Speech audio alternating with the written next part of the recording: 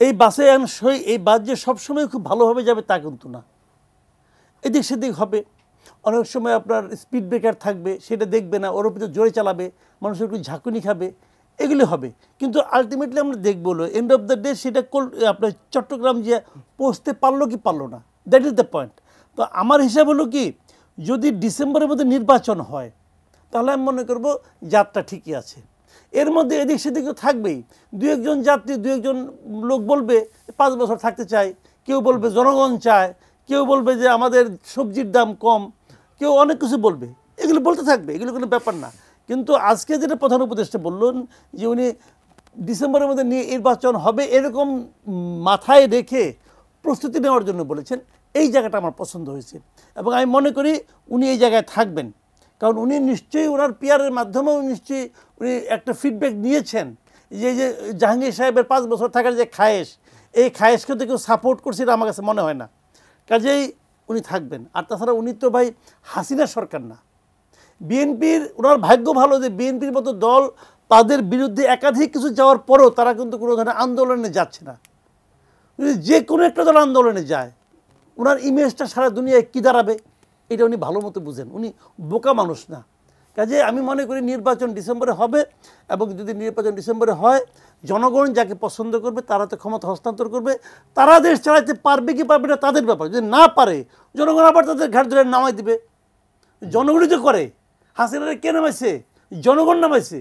একনল hand wash 100% paraben free, তাই নিরাপদ হাতের জন্য আস্থা রাখুন একনলে।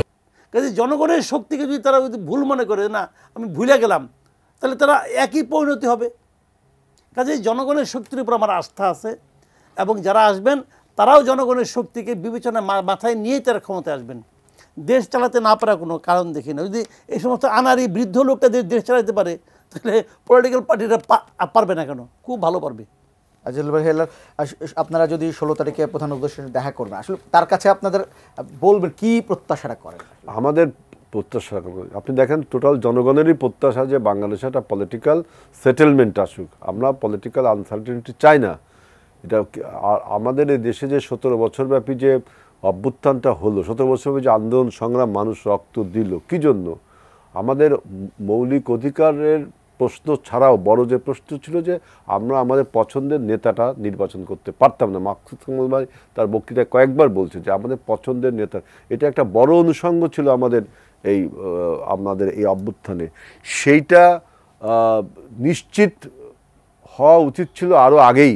আমরা তো এই বছরের জুন মাস পর্যন্ত বলেছিলাম, কিন্তু যেহেতু আমরা বিভিন্ন সংস্কারের প্রস্তাব তুলেছি, বিএনপি প্রথম কিন্তু সংস্কারের প্রস্তাবগুলো তুলেছে, অন্য কোনো রাজনৈতিক দল কি বলেছে যে উপপ্রধানমন্ত্রী করা দরকার, উপরাষ্ট্রপতি করা দরকার, দ্বিকক্ষ বিশিষ্ট সংসদ করা দরকার, আপনার প্রধানমন্ত্রী মেয়াদকাল? কেউ কখনো বলেনি। আমরা স্বৈরাচারের রক্তচক্ষুর সামনে দাঁড়িয়ে বলেছি, এখনও বলছি।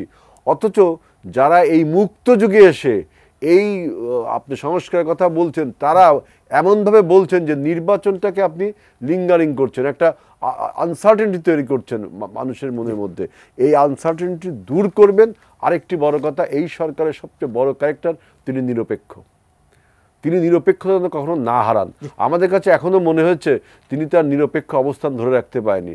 ডক্টর ইউনূস সরকার যদি নিরপেক্ষ অবস্থান ধরে না রাখতে পারে, তার জন্য কিন্তু অন্য রাজনৈতিক দল অবশ্যই তাকে বাধ্য করবে তার জন্য সে নিরপেক্ষ অবস্থানে থাকে।